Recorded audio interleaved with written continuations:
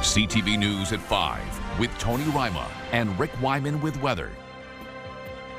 Good evening. Thanks so much for joining us on this Friday, November 14th. Police in Sudbury are looking for a man they say fled a ride stop, injuring an officer in the process. At a ride check October 31st at LaSalle Boulevard and Fruit Road, police say they found a man impaired with an expired license and prohibited from driving.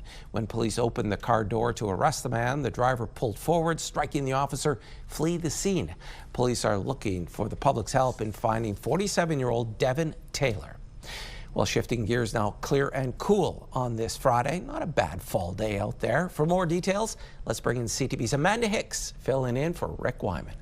Thank you, Tony. Yeah, we saw some sunshine dominating much of the region today. What a welcome sight over the cloudy skies that we saw the past few days. Your first look at weather is brought to you by CAA. You can become a member at getcaa.ca. So as Tony was mentioning, a shift in gears. That's what we're going to be seeing this upcoming weekend. We have some Santa Claus parades on tap. We've got Timmins, we've got North Bay. You're going to want to know what the weather is going to be like this weekend. We are going to see a little bit of a shift heading our way. I'll have those details coming up a bit later on. But for now, Tony, I'm going to send it back to you. Thanks so much for that, Amanda. A couple of fatal crashes on northern roads yesterday. On Manitoulin Island, one person was killed in Kerns Township. The three-vehicle crash happening around 5:30 p.m. involving two passenger vehicles and a commercial truck on Highway 540. The other was in Kerns Township, south of Earlton. Police were called to a two-vehicle crash around 12:15 p.m. yesterday at the intersection of Milberta and McCool Roads. One driver was rushed to hospital with serious injuries and later died. Police are telling people to be on guard after a wave of counterfeit bills began circulating in Greater Sudbury. CTV's Madison Merrier has that story. Police say that $50 and $100 counterfeit bills have surfaced in the region. They're different denominations, so sometimes they're lower, sometimes they're higher, or a combination thereof. It just kind of depends on what the counterfeiters are trying to get away with at the time, and they try to mix it up. So far, we haven't had any issue with the people that are trying to pass them off. They just kind of, okay, I'll grab another bill, and they'll go back to the bank if that's where they said they got it from. The Bank of Canada says that these fraudulent banknotes visually appear the same, but there are many security identifiers in legal tender. They have all kinds of literature on how to distinguish real from fake bills. So they have handouts and pamphlets. We give that to our staff, especially our cashiers. I want to warn you, they're going to look alike. There's going to be some similarities because the banknote itself has certain features where people will copy those. So they'll simulate that, but they don't simulate the security features, and that's the key. Not only is counterfeit cash illegal, it's also costly. So it is unfortunate that if a business were to, for example, take a $100 bill, they're going to be out $100.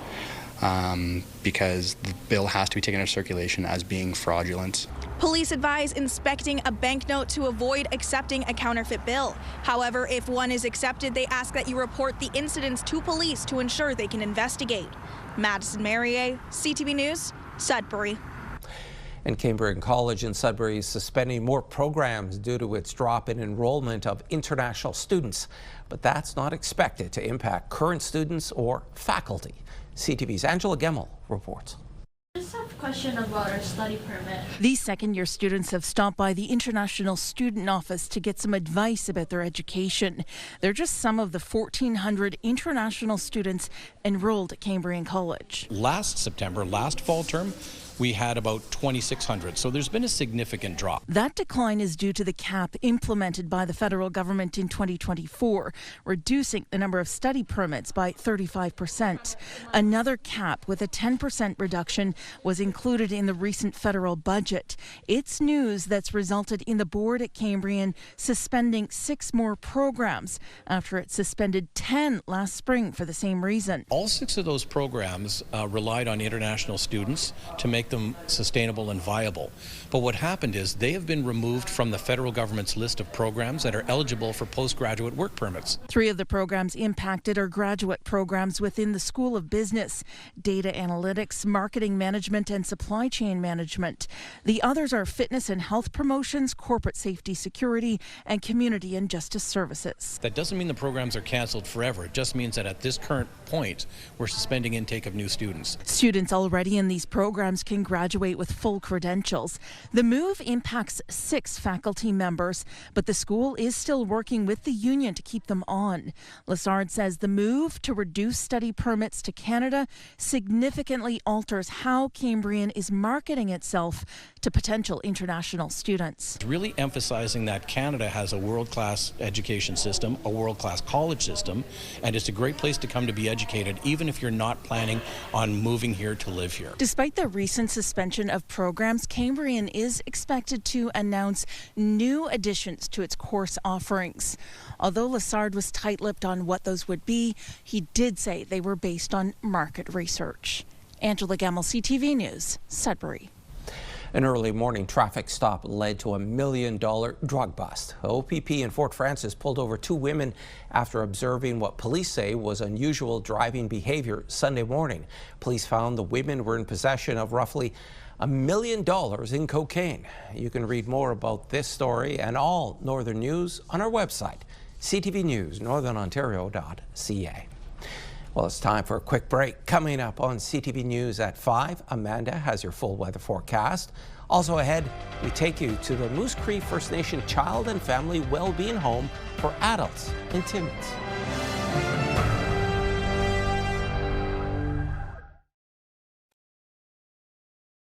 When you see it happen, send it to CTV News. Text 10400 from your screen to ours. Text 10400. Welcome back, everyone. Happy Friday. We made it to the weekend. What a beautiful day it was across much of our region. We saw some sunshine. We had those clouds kind of move away. It was pretty comfortable out there as well, but things are going to change as we head into the weekend. Going to go from good to a little bit messy depending on where you are. We've got a little bit of a rain-snow mix heading our way, a cold front kind of moving in, cooling things off by Sunday. So if you're heading to the North Bay, Santa Claus Parade, just make sure you bundle up if you're heading out and about. So as you can see, forecast radar right there, we've got some mixed precipitation across the board continuing on into Sunday. And taking a look at how much snow we're going to get, it depends really where you are here. We've got 20 centimeters by the end of the weekend in Kirkland Lake, 10 centimeters in Timmins, whereas in the southern half of our region, not quite as much snow. So there's that. 5-day forecast starting with Sudbury Nickel Belt. So we've got periods of rain for tomorrow, high of 2 degrees, a chance of flurries on Sunday, -2, holding on to that temperature. For Monday, clouds rolling in and a mix of sun and cloud on Tuesday and Wednesday, kind of falling below seasonal for this time of year. For Sault Ste. Marie, Algoma, chance of showers for tomorrow, high of 7 degrees, so that's above seasonal, at least chance of flurries on Sunday, continuing on into Monday, a mix of sun and cloud by Tuesday, high of 2 degrees. For Timmins, Cochrane, Kapuskasing, we've got an ice snow mix. For tomorrow, chance of freezing rain sitting at the freezing mark, so make sure you keep that in mind if you're heading out to the Santa Claus Parade tomorrow. Chance of flurries on Sunday, high of -4, -3 on Monday, and a chance of flurries to start the week.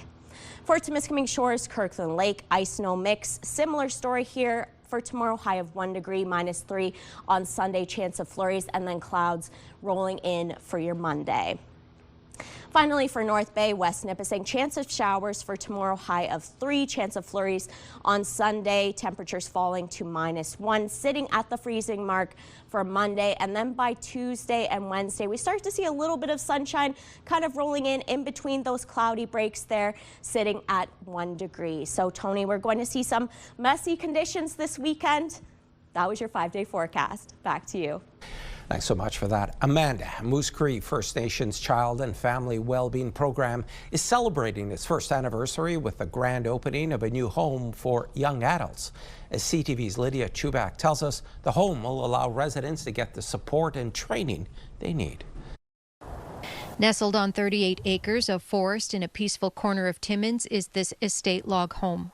A year ago, Agnico Eagle helped Moose Cree First Nations Child and Family Wellbeing Program buy the property. The plan is to fill a gap for young adults who have aged out of the child welfare system who want to pursue careers. The objective is to go back to school, a trade or something along that line, and attain their goal. We'll have a caretaker in here, or a couple of caretakers, and they'll be here to support the youth with whatever needs they have out there. Agnico Eagle says its contribution was a little over $1 million. The company sees it as an investment in the young adults between the ages of 23 and 26 who will be living here. Keeping the wealth here in Northern Ontario, right, which is very important to us and to the communities here. So if people stay here, if people are from here, the benefits are going to stay here. To get this property speaks volumes on the type of agreement that we have with Agnico. I think it goes a long way, and that's the type of, it's a good relationship that should be other resource companies should look at. The home is now officially open and will be ready to welcome 6 residents starting in September. We have a lot of youth that have left our communities for whatever reason, and this will help them as well to reconnect with our First Nation. With the passing of Bill C-92 5 years ago, Moose Cree First Nation has put a model in place to affirm and recognize jurisdiction over its child and family services. We've worked with a system that was under the province, and prior to that it was residential school. So now, we can assert our jurisdiction with our laws and our model where we will be doing child welfare reform. You're talking about a long-term plan of really making a difference in the lives of youth that they may not have to receive the support or opportunities that they honestly should have. Based on data, Carrie Cool says there are over 80 Moose Cree First Nation young adults across Canada who could come home to the new program offered here. Lydia Chubak, CTV News, Timmins. An app created in Sault Ste. Marie is already helping a local food resource center, and it could someday be of use at food banks right across the country. That story from CTV's Corey Nordstrom.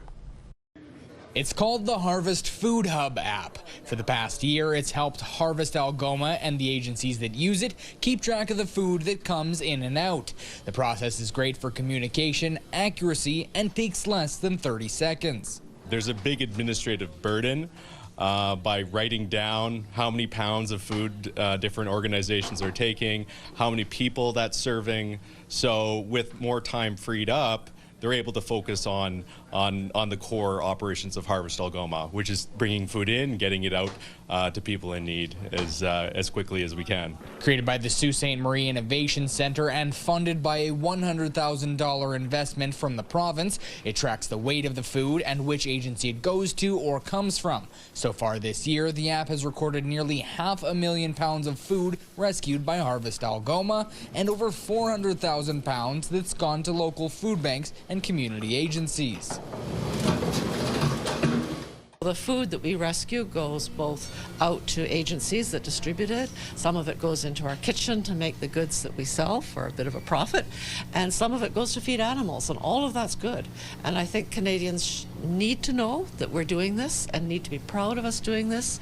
There's too much hunger to have food going to waste. The Innovation Centre and Harvest Algoma are hosting a webinar on December 9th to show off the Harvest Food Hub app. There's hope the system could be used in food banks and resource centres across the country while bringing money back to Harvest Algoma. Harvest Algoma is running a business, right? We are having entrepreneurial efforts to raise money to pay our hydro bills and to keep our wonderful warehouse and kitchen open. So we're interested in being productive. Corey Nordstrom, CTV News, Sault Ste. Marie. Silver Stick Tournament coming up on CTV News at 5. More than 100 minor hockey teams are in Sudbury to compete and also take home bragging rights.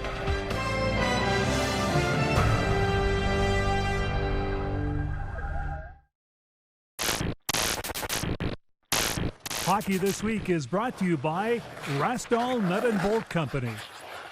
Well, it's back, and of course, a lot of people are happy it's back this year. It's the annual Silver Stick Hockey Tournament, and with me right now, the Grand Master of the committee, Peter Micheludi, as always. Peter, I know you're excited.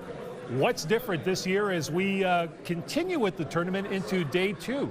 Well, thank you, Rick. I'm excited because this is the largest amount of teams we've ever had. We have 124 teams, never had over 120 before.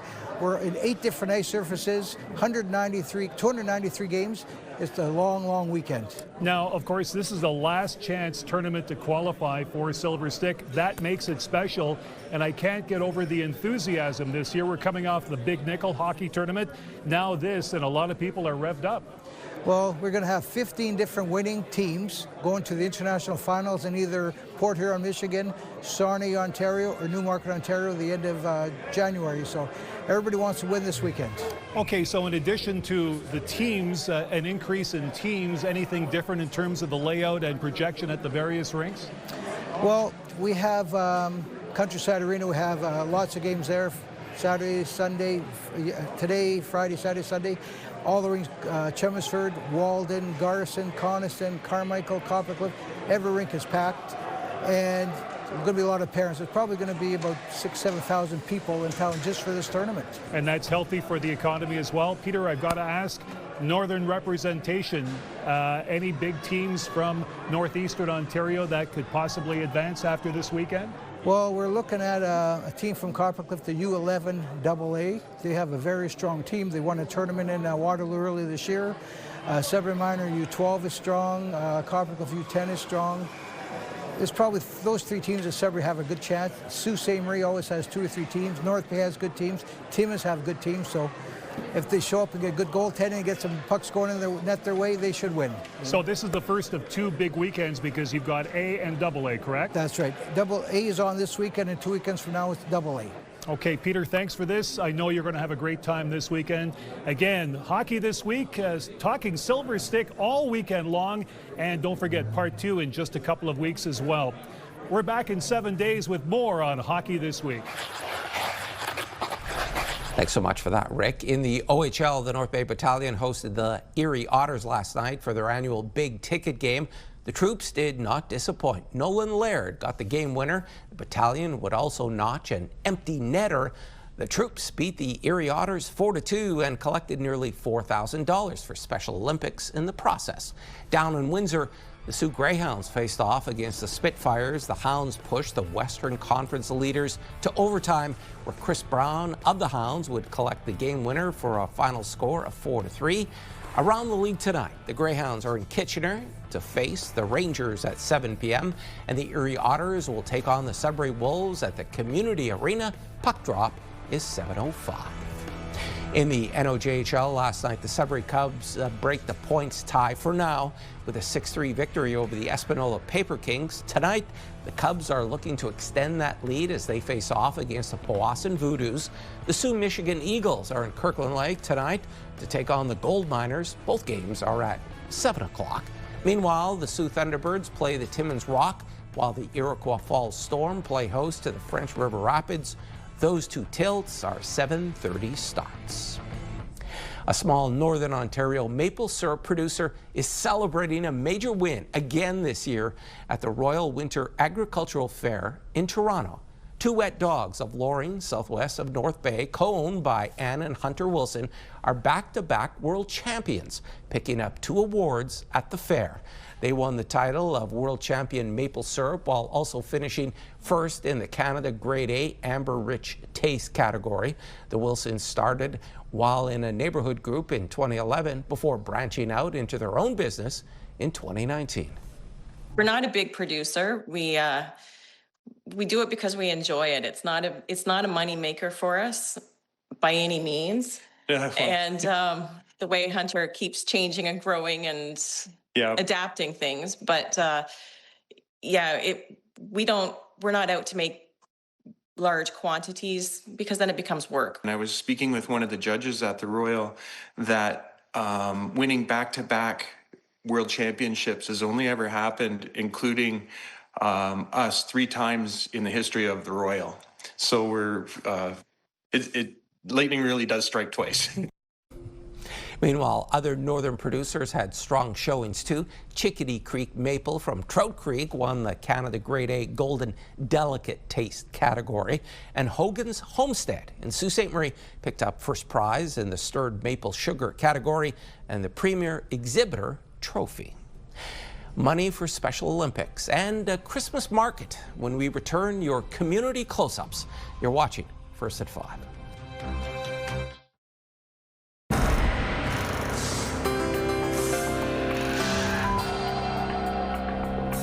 Our first community close-up comes to us from Cape Real in Greater Sudbury. The Cape Real Community Closet is hosting the town's first ever free Christmas market tomorrow. It runs from 10 a.m. until 3 p.m. at United Trinity Church. The group is also collecting donations for its kids' Christmas shopping event. And as we mentioned earlier, more than $3,800 was raised for Special Olympics last night in North Bay. This was the team behind the fundraising. Olympians, North Bay Police, and volunteers who passed around a bucket at the game last night to raise the money. Well done. We are off to Timmins, Quebec, northeast of North Bay. Todd Rowland snapped this photo of the landscape. Beautiful shot there, Todd. Thanks so much for sending this our way. And if you have any pictures, videos, or events you'd like us to showcase, you can email them to us at communitycloseup@bellmedia.ca. And finally, more than 200 Sudburyans packed the Caruso Club last night for Cirque d'Hiver. I'm glad to be hanging out with you guys tonight, and a huge welcome again to the Cirque d'Hiver event. We're all here. That's Pure Country 91.7's Brian Cooper on the mic as MC. The evening included a 4-course dinner, an art auction, and circus-style synergy with more than 10 local performers showing off for the audience. It's all in support of the Art Gallery of Sudbury as it gets set to make the move downtown to Tom Davies Square. But as you walk around the event this evening, you will see there are so many people here. Members of the team from the gallery, volunteers from the community, our artists who are also helping to put a spotlight onto the work that they do, but then put really a true spotlight on the brilliant artistic talent of this community. And the Art Gallery of Sudbury fully moved out of the Bell Mansion in the spring after occupying the house for 57 years. And that's CTV News for the North. More news coming up at 6 o'clock. Continue watching.